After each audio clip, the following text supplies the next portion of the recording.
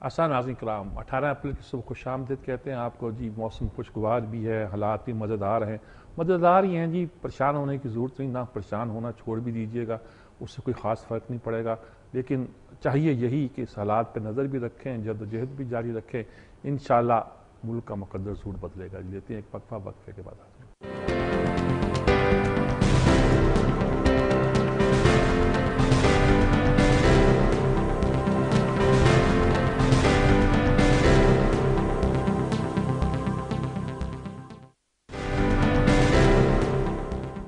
नाज़रीन कराम, इस वक्त 4 ख़बरें कम अज़ कम ऐसी हैं जो कि ख़ासी अहम हैं और उसका इम्पैक्ट हमारे सूरत हाल में बहुत पड़ता है। एक तो खैर 2 तो वज़ीर आज़म से मुतल्लिक़ हैं, काबीना का इजलास है, फिर लाहौर में उनका खिताब है।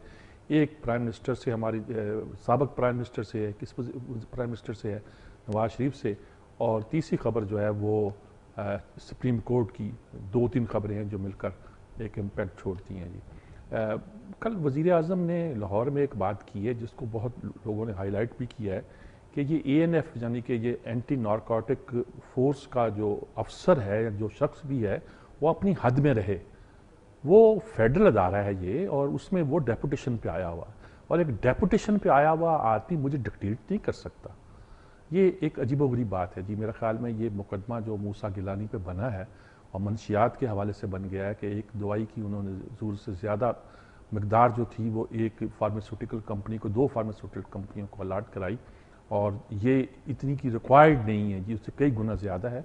और वो आलमी मंडियों में पहुंची, हमारी मंडियों में भी उसकी रसाई हुई। वो अफसर ने, यानी फ़ौज से आया हुआ था, उसने कह दिया कि साहब ब्रिगेडियर जिनको उनको बदलना चाहा, उन्होंने कह दिया साहब ये पहुंच वहाँ तक जाती है। मैंने पूछना चाहा वज़ीर आज़म से अब इनका कहना कि ये वफाकी इदारा है, मेरे मतहत है, अपनी हद में रहे, मुझसे नहीं पूछे ये किस कानून के तहत है। भाई सारे वफाकी अदारे होते हैं जो करप्शन की तफ्तीश करते हैं, सीनियर अफसरों की तफ्तीश भी करते हैं। फौज के अंदर मिलिट्री पुलिस होती है, एक उसका सिपाही भी रोक सकता है एक कर्नैल को, एक जर्नैल को, और पूछ सकता है कि इस वक्त आप इस गाड़ी में कहाँ जा रहे हैं। हर अदारे में इस किस्म का काम करने वाला आदमी जो होता है, अगर वो एक वफाकी हुकूमत में मतहत अदारा भी हो, तो अगर वज़ीर आज़म इलेक्ट होने के बाद करप्शन करेगा तो उसको जायज़ा कौन लेगा? ज़रा समझा दीजिएगा। सदर को तो इस्तिस्ना हासिल है, लेकिन बाकियों का कौन पूछेगा? आप कहेंगे मतहत अदारा है, ये नहीं कर सकता। अदलिया मतहत अदारा है, फौज मतहत अदारा है। ISI ने क्यों पूछा, जाके पता किया, हुसैन हक्कानी के बारे में मंसूर इजाज से क्यों रब्ता किया? मतहत अदारे हैं, ये लॉजिक नहीं है। मुल्क में जो अदारे काम करते हैं वो अपने मैंडेट के अंदर काम करते हैं।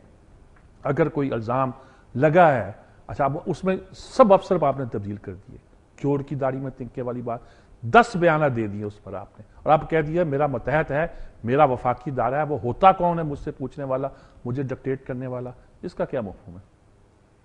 साहब हुजूर बयाना ठीक नहीं, प्रैक्टिकल नहीं आ रहे, आप अंडर प्रेशर हैं, और अंडर प्रेशर ही ऐसी बातें की जाती हैं। फिर उनसे पूछा गया कि सराय की सूबा, उन्होंने कहा भी मेजॉरिटी से बनेगा, और मेजॉरिटी अगर तैयार हो जाएगी तो किसी को इतराज़ नहीं होगा। बिल्कुल किसी को इतराज़ नहीं होगा, लेकिन अगर आप आइन वायलेट करेंगे, पहले आइन में तब्दीली लाएंगे।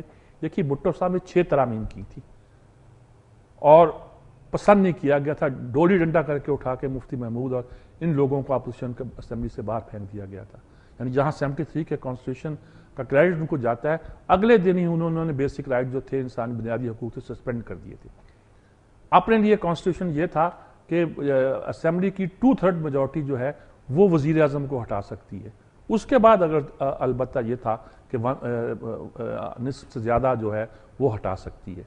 तो बहुत से उन्होंने ऐसे काम किए थे जिसको आयन, मैं कहता हूँ तारीख कभी कभी हम भूलते जा रहे हैं जी। तो अब ये कहना, बहुत सी बातें ऐसी हैं जिस पर हमें नज़र रखनी चाहिए। उन्होंने कहा सराय की सूबा जो मेट्रोरिटी से बनेगा ज़रूर बनेगा, अगर ऐसी बात होगी, एक नहीं कई सूबे बनेंगे अगर अक्सरियत का फैसला हो गया।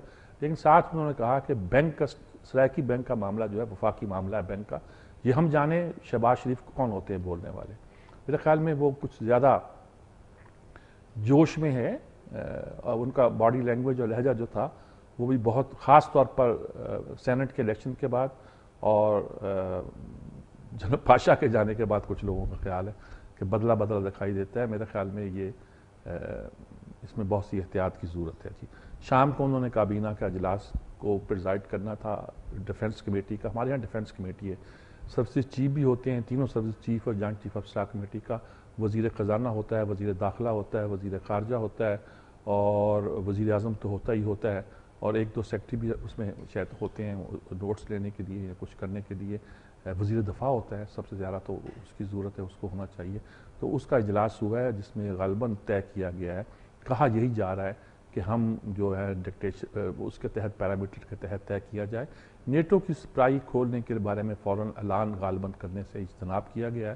وزارت خزانہ کو کہا گیا کہ اس کی وہ ایک روڈ میپ تیار کرے، مطلب اس کا کیا امپیکٹ ہماری اکانومی میں پڑے گا، کیا ہمیں پیسے لینے ہیں ان سے، کیا فیس مقرر کی جائے، کیا کیا جائے۔ اور لگتا یہی ہے کہ ایک طرح کا گو ہیڈ اگر نہیں بھی دیا تو اس کی طرف جانے کے لیے ایک راستہ کھولا گیا ہے۔ نیٹو سپلائی جلد بحال کرنے کی توقع ہے، لیکن اب بھی ان کو ہمت نہیں ہوئی کہ اس بات کا اعلان کریں۔ ایک آدھ اخبار نے اگرچہ دیا ہے کہ یہ